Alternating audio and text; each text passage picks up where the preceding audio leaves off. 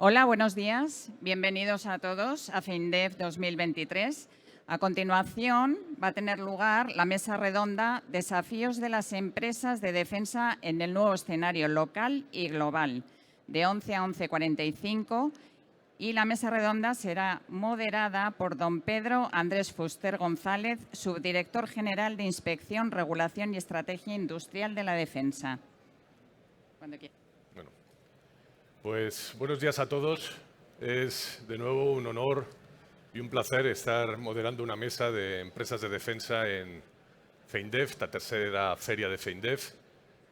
Muchas gracias a la organización por volver a proponerme como moderador y ayudarme a organizar una mesa con las primeras espadas de las principales empresas españolas, y contamos también con la presencia, cosa diferente que tuvimos en la anterior edición, de un representante del grupo francés Thales, al que doy una bienvenida especial a España y a esta feria y a esta mesa redonda. Hace año y pico, hace 2 años, cuando en la anterior feria hicimos una mesa centrada en el principal problema que había en ese momento, que era el tema de la cadena de suministros, supply chain. ¿Vale? Tuvimos una mesa muy interesante con muchos de los partícipes que están hoy aquí, de sus empresas, porque era el tema candente por todo el tema de la descompresión de la pandemia y todos los efectos perniciosos que habían tenido en la economía global y, por supuesto, en las cadenas de suministradores, no solo del sector de la defensa y la seguridad, sino de todos los sectores de la economía a nivel global. Nos dio una vuelta a todos, tuvimos que revisar procedimientos y especialmente revisar las cadenas de suministros. Este sigue siendo un tema de absoluta actualidad, por razones no solo ya relacionadas con la pandemia, y obviamente sube a la palestra un tema de primer nivel, que es el tema geoestratégico, geopolítico, obviamente por la ilegal guerra de Ucrania, que de nuevo remueve no solo cadenas de suministros, remueve en este caso ya muy específicamente al sector de la industria de la defensa, que tiene que revisitar a toda prisa algunos de sus procesos y básicamente cómo hacemos negocio. ¿Vale? Entonces, yo he propuesto una serie de temas a la mesa relacionados con los puntos a los que acabo de hacer referencia, entre los que vamos a incluir esto del entorno estratégico, cadena de suministros, el tema de las capacidades, que también es un tema, si la facturación del sector aumenta, los proyectos aumentan. Lo estamos viendo en España, no solo en España, están aumentando su presupuesto de defensa la mayoría de las economías occidentales, esto es una realidad. Está el objetivo este famoso de alcanzar el 2% del Producto Interior Bruto, ya se está hablando de que tendría que ser una cantidad superior en el entorno de la OTAN. La OTAN viene en Madrid de haber revisado su concepto estratégico, cosa que hace con una periodicidad de unos 10 años. En ese concepto estratégico quiero destacar un punto, que es la especial relación de que habla la OTAN de su socio estratégico preferente, que será la Unión Europea. Es decir, la relación Unión Europea-OTAN está encima de la mesa más que nunca. Todas las empresas que estáis aquí y todos los países, la mayoría de los países que estamos aquí, pues a lo mejor tenemos esa doble condición de miembros de la OTAN y miembros de la Unión Europea. Esto obviamente afecta al marco estratégico y al marco de relaciones del sector. Y luego hay otro tema, que es obviamente el de los skills, el de las capacidades. El sector se remueve, hay que contratar a gente, hay que desarrollar el talento de esa gente que se contrata y hay que mantener ese talento. Hay una cierta competencia leal, ¿vale?, entre las empresas del sector. Están moviéndose personal de un sitio a otro porque están surgiendo nuevos proyectos o proyectos que estaban de alguna forma arrinconados en las prioridades, a lo mejor de los estados mayores, del jefe de Estado Mayor, de los ministerios de defensa, pues han cobrado un poquito más de relieve. Todos los temas de aprovisionamiento de municiones, obviamente, pues han cogido mucho peso en los últimos meses. Si os parece, voy a dar la palabra a cada uno de vosotros. Yo creo que básicamente sobran las presentaciones, son conocidos todos ellos, si no, de todos modos, en el brochure de la feria tenéis. Y en su caso, por no extender más y no robaros más tiempo a vosotros, os voy a dar 5 minutos para una presentación inicial. Intentemos ser estrictos con los tiempos por respeto a las demás mesas que vienen después. Y voy a dar el paso, por primer lugar, a Ricardo Domínguez, presidente de Navantia. Ricardo, cuando quieras. Bueno, muchísimas gracias, Pedro. Buenos días a todos. Al compañero de mesa lo decía, que ya somos como un club, nos reunimos constantemente para reflexionar. Bueno, yo creo que lo que vamos a comentar está en boca de todos. Lógicamente, la guerra de Ucrania nos ha cambiado, ¿no? Del FeinDev anterior, como decía Pedro, teníamos una situación distinta desde el punto de vista de suministro, y una guerra injusta nos cambia a todos la forma de afrontar, ¿no?, a todos los países y a la industria, consecuentemente. Creo que estamos en un momento también donde hay realidades nuevas y hay realidades sobre todo desde el punto de vista tecnológico. En Avanti hemos hecho la apuesta de ser patrocinadores de este espacio de innovación, porque realmente, ayer lo decíamos, pensamos que la innovación es lo que nos convierte a las empresas, fundamentalmente de defensa, de estar a la vanguardia ante nuevas realidades, ante nuevas situaciones que tenemos. La parte de tecnología, estamos viendo cómo esta guerra, más allá de los hombres o de la guerra a pie, nos encontramos con ciberataques que nos llegan fuera del espacio, más o menos, digamos, del conflicto, y lo estamos sufriendo en nuestro entorno, en nuestra página web, en países que estamos apoyando a Ucrania. Por tanto, en un momento también de ese cambio tecnológico, de realmente apostar por la tecnología, por apostar por esa ciberseguridad tan necesaria que debemos llevar a cabo. Y el ritmo que nos está exigiendo esta guerra nos está llevando a todos, lógicamente, a ser más eficientes en la producción y a tener un cambio en la forma de trabajar en nuestras empresas. Hacia clientes que también quieren otras cosas.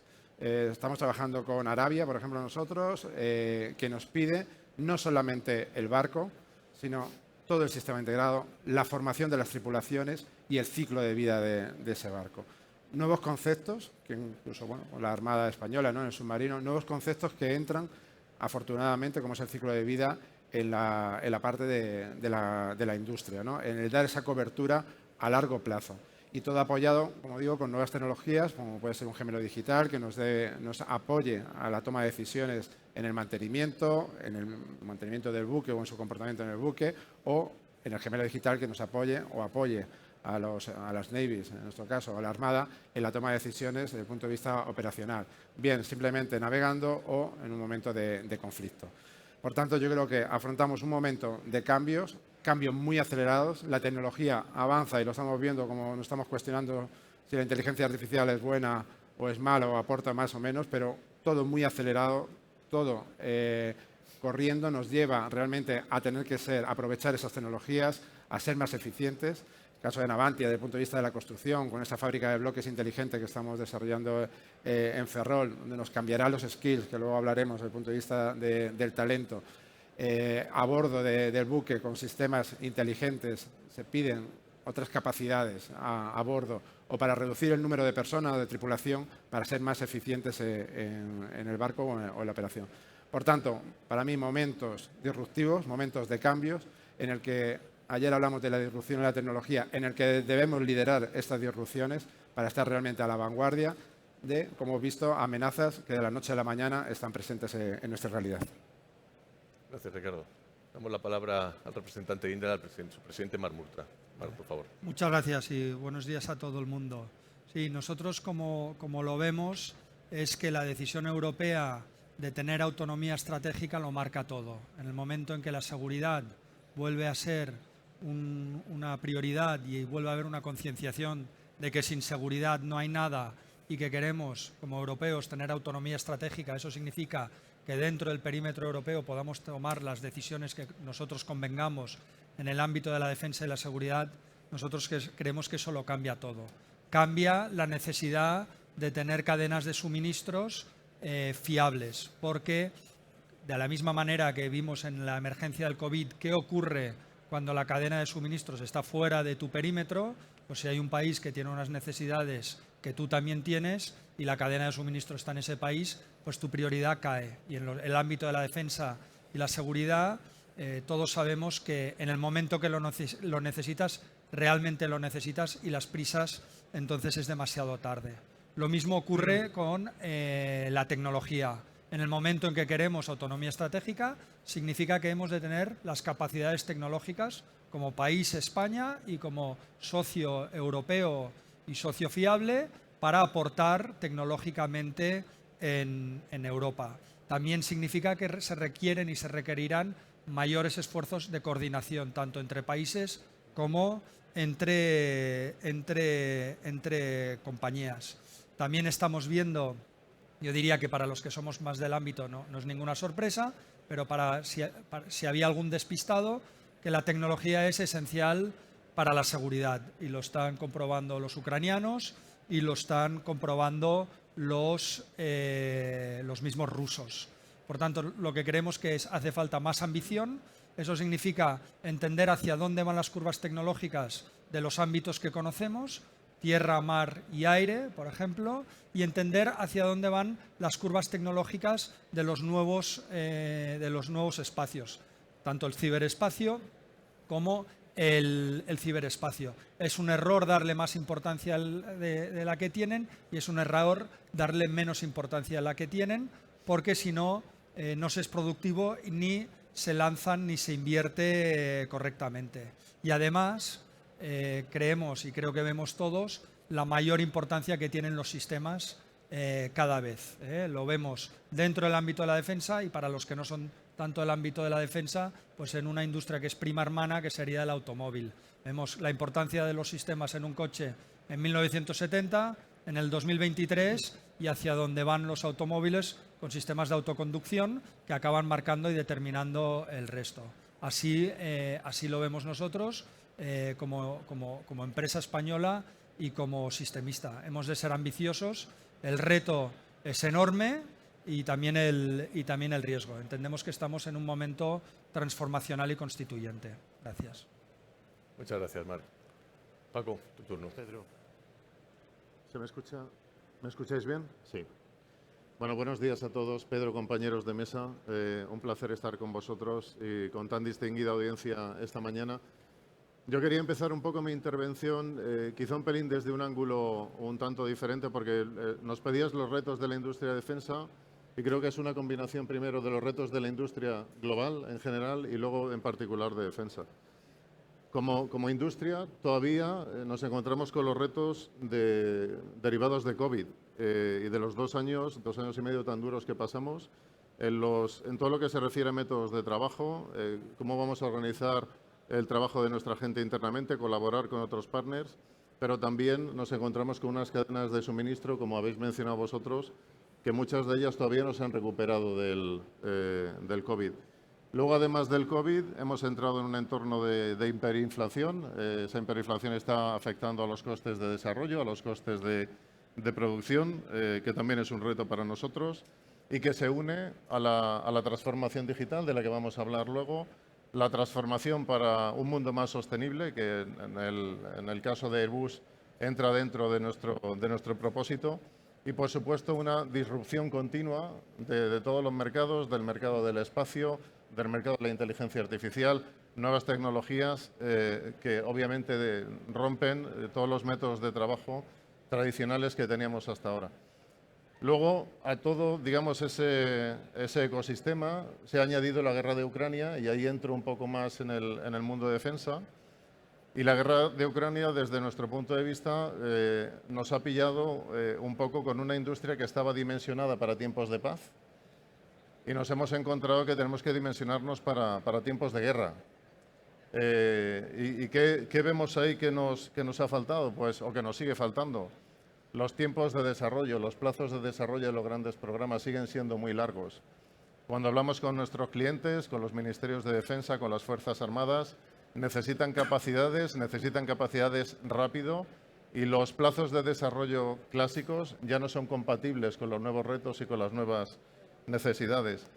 Las cadenas de suministro, como decían mis compañeros antes, tienen que ser resilientes, tienen que ser autónomas, tienen que ser nacionales donde se pueda, y tienen que ser redundantes. No podemos depender de 1 o 2 proveedores para ciertas tecnologías, y esas cadenas de suministro se tienen que desarrollar.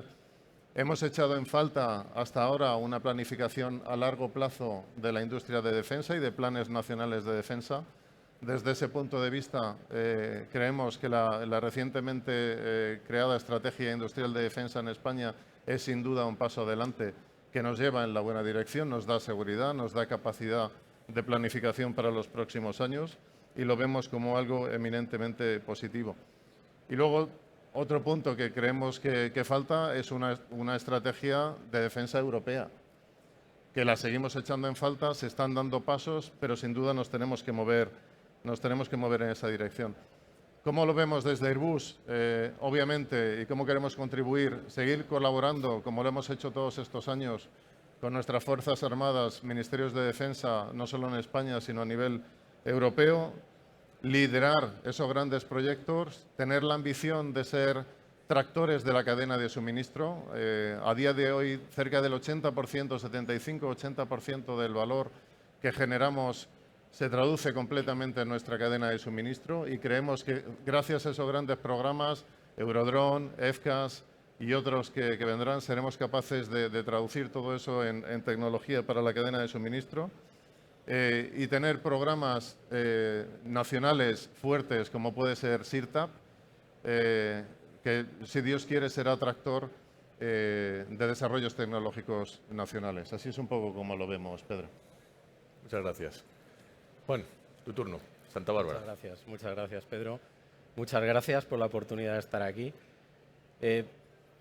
Prácticamente coincidimos en todo lo fundamental porque aunque seamos de diferentes ámbitos, pero somos empresas industriales y nos enfrentamos básicamente al mismo tipo de problemas. Yo quisiera añadir una situación que se ha producido que es un punto de inflexión. Antes, la parte de la industria de defensa tiraba de la tecnología. Íbamos por delante, íbamos desarrollando tecnologías que después se transformaban y se utilizaban en el ámbito civil. Eso ya no es así. Eso ya llega un momento que nos ha superado. Entonces ahora el desarrollo tecnológico, cuyo factor diferencial además es la velocidad a la que se produce, es impredecible, se produce desde el sector civil. Entonces ahora en la industria de defensa, que no dejamos de ser una industria con productos de defensa, nos enfrentamos al reto que a lo que estábamos acostumbrados de procesos muy largos de desarrollo, unos procesos de verificación y validación de sistemas que embarcábamos adecuados a lo que era un producto de defensa, con unos tiempos como tú indicabas, ahora corremos el riesgo de que, como tenemos que utilizar elementos que nos vienen desde un sector que se mueve a una velocidad endiablada, que cuando estemos en condiciones de incorporarlos a nuestros sistemas hasta se nos hayan quedado obsoletos y hayan desaparecido. Tenemos que cambiar la velocidad a la que ejecutamos los proyectos. Estoy totalmente de acuerdo con lo que comentabas. Tenemos que ser muy exquisitos en cuanto a la definición de requisitos y a la solución propuesta para cumplir esos requisitos, teniendo en cuenta el entorno en el que nos movemos. Por otra parte, la situación geopolítica ha disparado todavía más esto, lo ha acelerado y nos encontramos todavía con más necesidad de responder a una velocidad para la que no estábamos preparados.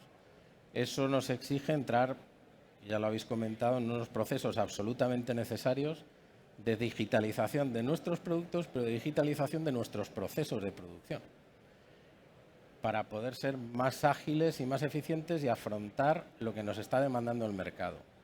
La situación, obviamente, ahora no tiene nada que ver con lo que era hace 3 años, no más. Se ha puesto de relieve en Europa, bueno, lo dice, como comentabas antes, el concepto estratégico de la OTAN. Su primera frase es: la zona euroatlántica no está en paz, con lo cual está dicho todo. Y eso empuja también a la brújula estratégica.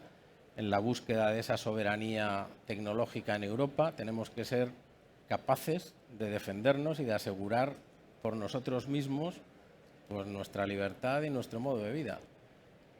Tendremos el apoyo de los aliados del otro lado del Atlántico, de la OTAN, pero tenemos que tener la capacidad de hacerlo. Por eso, otro de los retos que tenemos es el alcanzar un tamaño suficiente a las empresas españolas que nos permita hablar de tú a tú en Europa en diferentes ámbitos.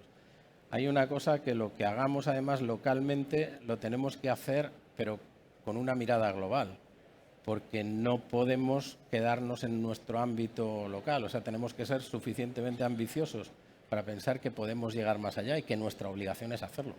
España es un gran país, yo creo que tenemos una potencia industrial relevante y en el ámbito de la defensa creo que es indiscutible. Tenemos mucho que aportar y mucho que decir, pero tenemos que trabajar para hacerlo. La cadena de suministro, pues evidentemente es un problema y ahora el problema afecta fundamentalmente a las materias primas para componentes electrónicos, etcétera, y yo creo que lo estamos sufriendo todos. Se está normalizando la situación, se va normalizando, pero todavía sufrimos los coletazos anteriores. En otro tipo de materias primas también hay escasez en Europa. Hay una que nos afecta a nosotros especialmente, el acero de blindaje. Hay un fabricante de acero de blindaje en toda Europa, no hay más. Había 2, queda 1. Que está, como os podéis imaginar, con la situación absolutamente saturado y superado. Tenemos la necesidad de mantener nuestro talento y atraer más talento, pero ya nos vemos forzados también a mantenerlo, cosa que hasta hace poco tiempo no era un problema. Teníamos una rotación muy pequeña a niveles de ingenieros y técnicos superiores. Son gente muy especializada, nos movemos en un mundo, bueno, que siempre trabaja al límite de lo posible tecnológicamente hablando, entonces requiere una personal especialmente cualificado. Estamos empezando a tener problemas de retención y luego de encontrar talento en España. Yo creo que se está produciendo una doble función. Por un lado, hay menos ingenieros, hay menos gente que está estudiando, bueno, lo que llamamos todas las STEM, y se une a la rotación, con lo cual cada vez está siendo más complicado. Efectivamente, muchas veces nos quitamos recursos unos a otros, pero bueno, eso es legítimo. Yo creo que esa es la... Vamos. Ahora hablamos. A ver, has tocado un punto. Luego lo haremos sobre esto. Y bueno, damos paso al representante del Grupo Thales, al señor Daman. Por favor. Gracias per l'invitazione a esta tavola rotonda. So we'll switch into English, if I may. And thank you very much again for the invitation. So clearly, as many of you have said, I believe that the Russian-Ukraine conflict has been a big wake-up call for all of us and for Europe. Of course, in France, we sometimes say Corsica is a small continent, Europe is a big island. But nonetheless, since, let's say, the past months, we have seen, all of us, let's say, big changes at the level of, at the global level in Europe, at least at the Commission level, in the various sectors in which we are, all of us, in defense, but not only in defense, in security, in space, and in cybersecurity. So all those sectors are now considered by Europe as, let's say, sovereign, and where they are pushing us to invest in innovation and in making sure that we are mastering here in Europe, let's say, the key technologies to master our destiny. And at the same time, and this is probably one of the biggest challenges, we are seeing in the various countries in Europe, let's say, a request for more autonomy, for sometimes sovereignty, also some kind of, let's say, securing the supply chain locally. And those two aspects have to be combined, and this is probably the big challenge we have together. Now for Thales, let's say the biggest, I think, key takeaway is that we are developing and investing a lot in R&D. We are investing 4 billion euros roughly globally in R&D in sectors like IoT, 6G, cybersecurity, quantum, and so on. And this is really the core of our approach in order, let's say, to make sure that we master the key technologies. Then, when we have those key technologies, I think that the most important approach that we should be having and we should share is really to have a local presence. This is not the point now anymore, let's say, to be a French company and try to export everywhere. This is really how we can make sure that we can share those technologies efficiently across the board. And here in Spain, let's say, this is what we are trying to do. So in Spain, in fact, I'm used to say that it is a mini Thales. So we have space activities, we have cyber activities, we have been investing in cyber in the recent.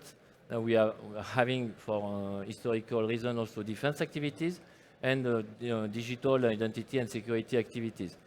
That part for me is that first we need to establish technological complementarity. That's very important. So, and how can we do so? It's by developing partnerships. I think that we are already, by the way, partnering with all of you in that roundtable, or in the local markets in Spain or in the international markets. But whatever, let's say, we are already partnering all together. And I think, need to continue that part. The second aspect, which I believe is important for a group like us, and which probably is important for the whole industry as well, is that we need to commit, at least in Europe, to a technological transfer. Because this is good to master the technologies, but we have also to share the technologies and to accept to share those technologies with other nations as long as we are partners together. We have been doing so. So just to give some examples, here in Spain, in the naval domain, for example, in the sonars, or even we are planning to do so in the software-defined radio with Indra, or in the crypto domain with some other companies. We have been investing in the cybersecurity with S2N1Sec. So I think that approach is starting to be a little bit the DNA, at least of Thales, but certainly that need to be cross-sell across the overall industry. And the third aspect that I wanted to highlight is that, of course, we need to go cross-border. We need to try to innovate on a cross-border basis, not only leveraging, let's say, what we do in a given country, but making sure that what we do in some countries can be put at the benefit of, let's say, the larger scale, because in most of the domains that have been mentioned, space, defense, security, cybersecurity, especially cybersecurity, the notion of scale will be very important. And if we want to be resilient as a company, but also as European, we need to scale up those activities for sure. And combining, let's say, the aspect of scaling up, having some mechanism put in place by Europe, and at the same time having, let's say, local sovereignty and security of supply approach will be for sure the biggest challenge that we are going to face in the future. Muchas gracias, Hervé. Interesante posición. Bueno, tenemos ahora un turno para hacer algo de debate sobre algunos de los temas. Voy a formular algunas de las preguntas o las dirijo a alguien en concreto, pero bueno, en cualquier momento, cualquiera de vosotros levantad la mano e intervenís libremente. Marc, te voy a dirigir la primera pregunta a ti, si no tienes inconveniente. Todos habéis hablado del tema de la autonomía estratégica a nivel europeo, ¿vale? Esto ha sido siempre una realidad, está encima de la mesa, pero ha cobrado un especial protagonismo, obviamente, por el tema de la Unión Europea. Yo creo que todos los países intentan, a su nivel y luego cooperativamente a nivel europeo, todos los países europeos llevamos un tiempo intentando desarrollar nuestras capacidades autónomas estratégicas con programas nacionales en muchas ocasiones y muchas otras con programas cooperativos. Hasta ahora este era un esquema. Ahora ya la Unión Europea, la Comisión, además de ser un regulador, ya desde hace un tiempo ha puesto dinero encima de la mesa, ¿vale?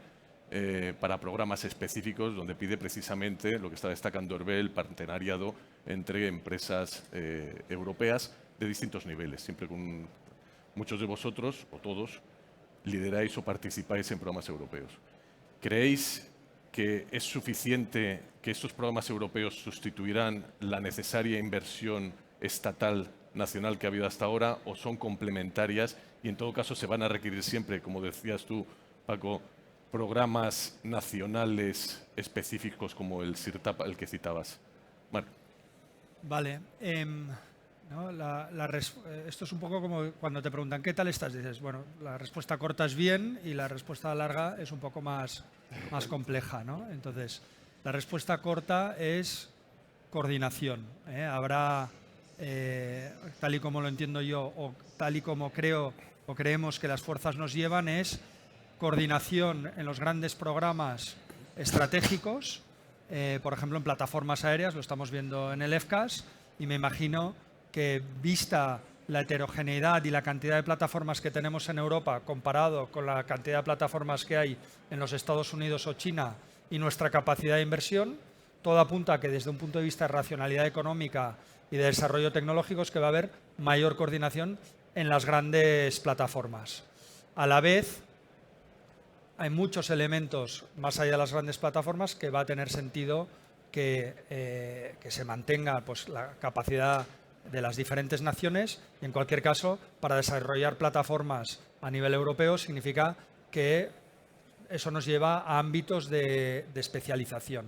Y esto sería lo que yo creo que ocurriría si lo diseñáramos todo en un gran papel, nos sentáramos y el objetivo únicamente fuera este. ¿Cuáles son las complicaciones? Pues las complicaciones es que el punto de partida es que hay capacidades y capacitaciones tecnológicas e industriales asimétricas, muy reales.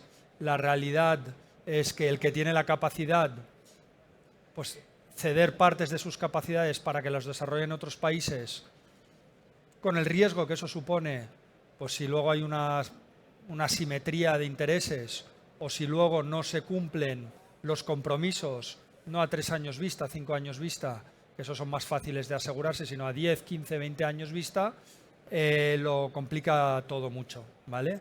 Yo creo que sí que tenemos un ejemplo que es la integración europea.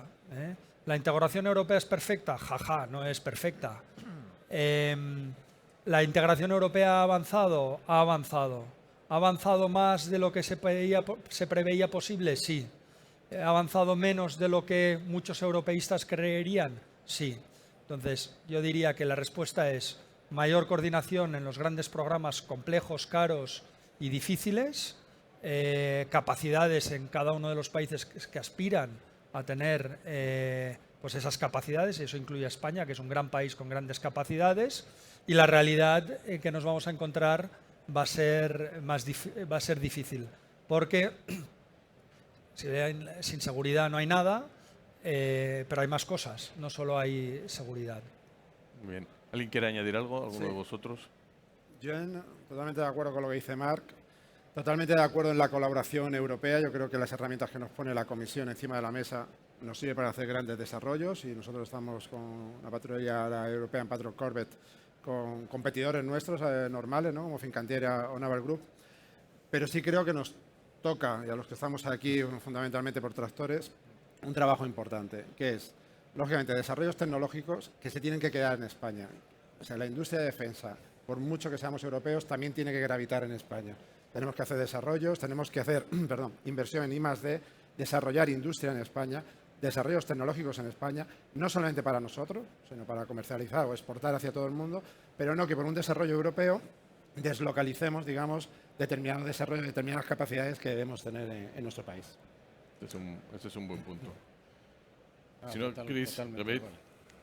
Yes, maybe to add, I do fully agree with Marc, Indra, and Avantia, and I think that we have to realize, and I think we are, to some extent, already realizing that there was a big step change in Europe in the following months, because when we see that today Europe, meaning the Commission, is on the dot to finance acquisition of armament, munition to be sent in Ukraine, whereas in the treaty it is written black on white that this is not the role, and it will be never the role of UE to do it. I think that we can thank the politicians that are working in the various countries that have supported that approach, and the one working in Europe to have worked on the grey line, let's say, on the treaty. And that trend is something that we have to consider, because we are all European, but we are all having in most of the countries a very strong ties with the US, and of course we are all under the umbrella of the NATO. However, we have to see what is the reality, is that Europe is stepping up, let's say, in those sectors strongly, and if we want to make sure that as industry we are going along with this approach, we need to improve and increase the cooperation. That's for sure. So the big programs, FCAS, MAL, Tiger, European Patrol Corvette, and so on, are nice, but we need to increase, I think, let's say, the approach in terms of cooperation. And the last example I wanted to give is in space, where most of us, by the way, are involved as well.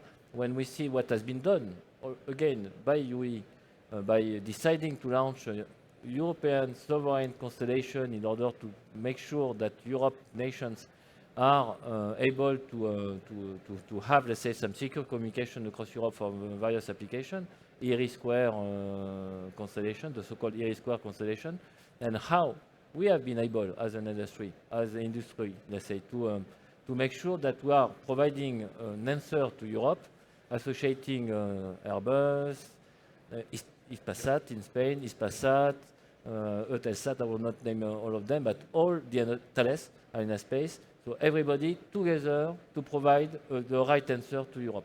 I think, I don't know if it is the only answer, but probably that demonstrates that putting, let's say, the various technological hedge that we are all having in our companies, it's a little bit what you were saying in Navantia. So we need to have capabilities, local capabilities at the benefit of European sovereignty. Bien. Interesante. Yo, si me permite, solo quería añadir un punto, que la participación en programas europeos es obvia y además tenemos que ir a ello y tenemos que aumentar nuestra presencia. Pero teniendo en cuenta que los tiempos de fabricar bajo licencia se han acabado. Entonces, yo ahí incido en lo que comentabas, en que lo que tenemos que ser es desarrolladores de tecnología y participar desde el punto de vista de la innovación y de poner nuestros productos y nuestras capacidades encima de la mesa, sin ceder tampoco una soberanía de cosas claves que pensamos que las tenemos. Entonces...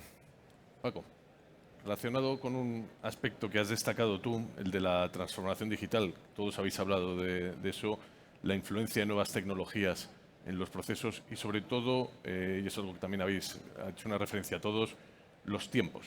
Los tiempos no son compatibles con los tiempos a los que estamos acostumbrados. Ahí, desde el punto de vista de la administración, ¿vale?, es muy difícil definir un sistema de armas complejo, ¿vale? Incluso no sencillo también, a veces nos complicamos la existencia y lo sometemos a los mismos procesos a veces de toma de decisión o de definición de necesidades que los sistemas complejos. Hay que definir una necesidad operativa, eso luego tiene que convertirse en unos requisitos técnicos, eso se tiene que convertir en un contrato que tiene que ser financiado por una ley general presupuestaria. En todo eso lleva unos procesos y además hay unas normas también obviamente de transparencia en los temas de contratación que ponen muchos hitos en todos esos procesos. Los ciclos son muy largos, ¿vale? Los ciclos son muy largos. Pero en los programas cooperativos europeos también pasa eso. Hay que definir requisitos de alto nivel y además coordinar requisitos de distintos estados mayores que tienen que ponerse de acuerdo y luego siempre hay una especialidad y una competencia entre las definiciones, las listas cortas de suministrador, en fin, procesos también que se eternizan, incluso como tienes que llegar a niveles de consenso entre varias naciones que pueden tener intereses cruzados, las modificaciones de los sistemas, los famosos change proposals, por ejemplo, del Eurofighter, pues se eternizan también en las tomas de decisiones y en la integración final. ¿Qué pensáis que debería hacer la Administración en colaboración, o qué está haciendo la Administración en colaboración con el sector industrial para hacer esto más ágil?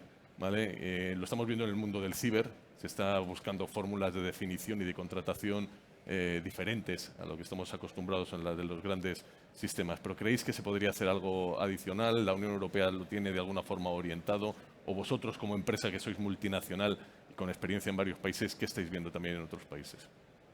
Bueno, eso podría probablemente estar hablándote una hora sobre eso. Yo desde mi punto de vista, además creo que has dado en el clavo, ese es el gran reto. Sobre todo en los grandes programas multinacionales, tienes que poner de acuerdo a todos esos países que Marc también se refería anteriormente en la Comunidad Europea, que al final no dejamos de ser una comunidad de vecinos con unos intereses que a veces son comunes, a veces no son comunes. Yo lo suelo definir con una palabra en inglés que se llama cross recognition. Es decir, los países tienen que dar el paso de ceder un pelín de soberanía. Cuanta más soberanía cedan, cuanto más confíen los unos en los otros, más ágiles podremos ser.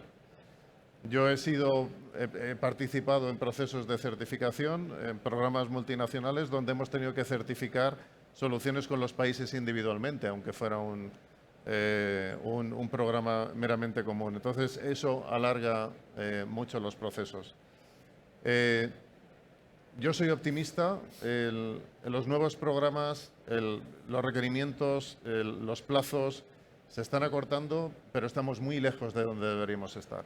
Realmente muy lejos. Y aquí necesitamos un cambio de paradigma. En particular, cuando nos comparamos o me comparo con Estados Unidos, los plazos que manejamos son simplemente 2 o 3 veces mayores.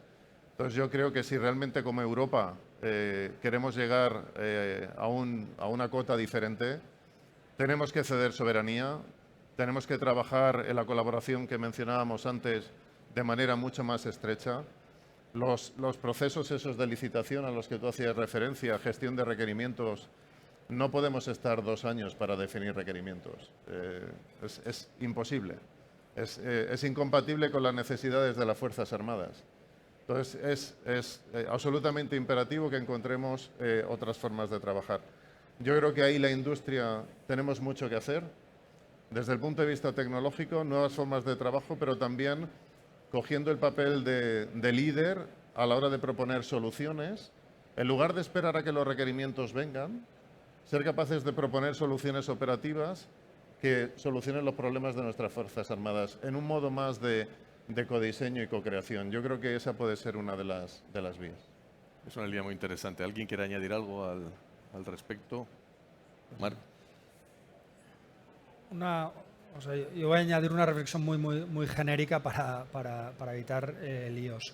Pero la realidad es que en España, en general, hay una desconfianza a priorística sobre la contratación pública.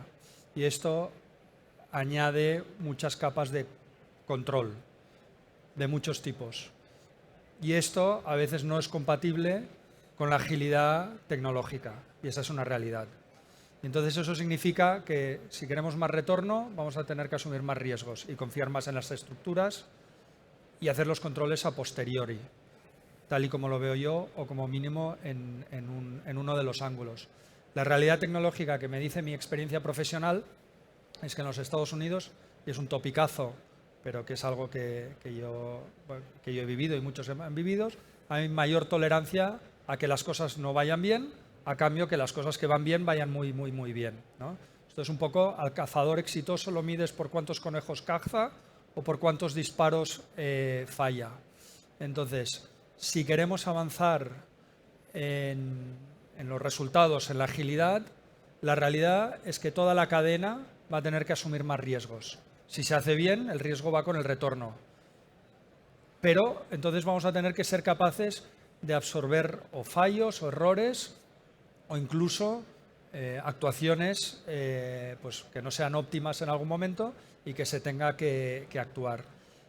Y si lo que digo yo es verdad, significa que es muy difícil resolver el asunto. Muy bien. Pues estamos en el tiempo. Si nadie quiere añadir nada más, no sé si ahí puede haber un tiempo para formular algún tipo de preguntas. La mayoría de los temas que hemos tratado han sido muchos, darían para un monográfico. Algunos de ellos, por necesidades de tiempo, 5 ponentes de alto nivel, no tenemos tampoco más tiempo, pero bueno, podríamos emplazarnos para organizar alguna jornada específica o algunos de los temas que os preocupen. El Ministerio de Defensa siempre está a vuestra disposición para poder tener cualquier debate y formalizar cualquier debate de estos. Y si hay tiempo para preguntas, pues estamos abiertos, supongo, los ponentes, a que se formulen algún tipo de preguntas. No sé si hay tiempo ya para ello o nos conocéis a todos y a mí me conocéis también. Podéis dirigirme cualquier pregunta en cualquier momento por email. Siempre estoy abierto a contestar.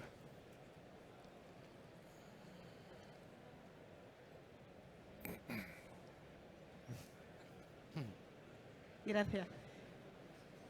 Muchísimas gracias por la presentación. Mi nombre es María Dolores Calzada y soy profesora de la Universidad de Córdoba. Me ha llamado la atención la intervención de don Juan Antonio Escriña. Creo que ha sido el que ha puesto para mí un poco la guinda del tema respecto al talento. Es decir, que hoy en día se dice que es muy difícil la incorporación de talento y, por otra parte, es difícil retener el talento. Creo que en cuanto a la incorporación del talento, no hay mucha coordinación, o desde mi experiencia en la universidad, de relaciones empresas-universidad. Creo que en las universidades españolas, tanto públicas como privadas, hay muchísimo talento, pero no se explota porque no se conoce. Entonces, esa falta de conocimiento del talento que hay en las universidades a veces puede retrasar o puede no favorecer ese desarrollo de tecnología a nivel de las industrias españolas. ¿Cómo poder resolver eso? Sinceramente no lo sé con medidas específicas, pero yo sí creo que tendrían que plantearse desde las propias empresas importantes españolas contacto con aquel ministerio, como es el Ministerio de Educación y el Ministerio de Universidades, de saber cómo poder resolver eso. Porque le digo, hay muchísimo talento, muchísimas ideas de nuevas tecnologías que hay empresas que no conocen. Y le pongo el nombre de una tecnología que es la tecnología de plasmas, gases ionizados. A lo mejor ustedes la conocen, pero hay una tecnología puntera a nivel internacional que, por ejemplo, en la Universidad de Córdoba somos punteros en descontaminación, esterilización, tratamiento de materiales. Entonces, eso no lo conocen las empresas y nosotros podíamos hacer demostraciones de lo que hacemos. Pero ¿cómo podemos nosotros llegar desde la universidad a las empresas? Sinceramente no lo sé, es muy difícil. Entonces creo que hay que favorecer, ¿no?, esa relación empresas-universidad para conocer las empresas qué talento hay dentro de la universidad y la universidad saber realmente qué es lo que le hace falta a las empresas. Muchas gracias. Bien. No sé si queréis contestar cualquiera, Juan, tú. Cualquiera. Por alusiones. No, es cierto. Vamos a ver. Nosotros concretamente creo que tenemos un convenio de colaboración con la Universidad de Córdoba, precisamente, y con alguna otra universidad. Pero es cierto que, al menos en el sector en el que yo estoy, en el sector terrestre, nunca ha habido una interrelación, no voy a decir fuerte, ni siquiera una interrelación suficiente con el mundo académico. La situación está cambiando, pero hay que tener en cuenta que hasta hace muy poca gente quería hablar de defensa fuera del ámbito de defensa. Entonces, nosotros hemos ido a veces a presentarnos a universidades, a centros, y la respuesta no ha sido tan buena. Últimamente la situación ha cambiado y es de lo que, por decirlo de alguna manera, y que no se me malentienda, tenemos casi que agradecer al presidente Putin, el que nos ha abierto los ojos y nos ha despertado la conciencia de que necesitamos innovar, invertir, dedicarnos a la defensa de la seguridad. Y eso está haciendo que el paradigma vaya cambiando. Entonces ahora sí vamos viendo que tenemos más entrada, más posibilidades de colaborar, pero aún hay un desconocimiento mutuo grande por ambas partes. Tendremos que empezar a sembrar las iniciativas de innovación que tenemos en las empresas, son clave. Tenemos que abrirnos más al mundo. Yo ya hablo ahora por el sector nuestro, siempre hemos sido muy endogámicos. Nos hemos movido siempre dentro de nuestro ámbito. Lo tenemos que abrir. Si la recepción es buena por la otra parte, pues empezaremos a poder resolver esa falta de conocimiento. Domingo, ¿querías hacer una referencia final? Yo, si me permite, como alumno de la Universidad de Córdoba, que soy egresado de la Universidad de Córdoba, me remito a ayer. Ayer presentábamos Monodón, es nuestra célula de innovación, y donde hicimos un llamamiento a los estudiantes, a los jóvenes, al talento, a las universidades. Yo creo que todos podemos presumir de acuerdo con las universidades, cada uno en su especialidad. La escuela de navales, prácticamente vivimos de ellos, los trabajos de investigación, los desarrollos tecnológicos que tenemos es con las universidades. Yo creo que sí hay una aproximación total. Me adhiero a las palabras de Juan. El llamamiento es estudiantes, talento, startups, mirar al mundo de la defensa. En el mundo de la defensa encontraréis retos, desafíos, hay financiación, porque somos empresas dispuestas a la I+D, y además van a tener una aplicación dual hacia el mundo civil. Por tanto, venir. O sea, yo creo que ha habido una separación, digamos, de ver el mundo de la defensa, bueno, como ha pasado en la sociedad. Nosotros tenemos encuestas previas a la guerra, donde industria de defensa y nadie invirtiamos en industria de defensa, y a raíz de la guerra todo ha cambiado en el conjunto de la sociedad, no solamente los estudiantes. Entonces, yo creo que sí, esto sí que es para una temática.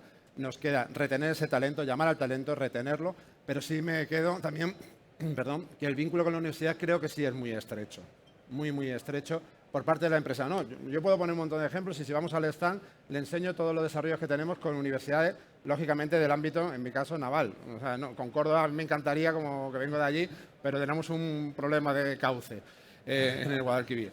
Pero por lo demás, o sea, yo sí creo que está ahí, y lo que hay que hacer es el llamamiento realmente a que el talento nos vea como el futuro, como parte del futuro. Oye, pues muchas gracias a todos. Yo ya damos por concluida esta mesa. Yo solo pido un aplauso para estos 5 magníficos representantes de 5 grandes empresas europeas. Gracias, Pedro.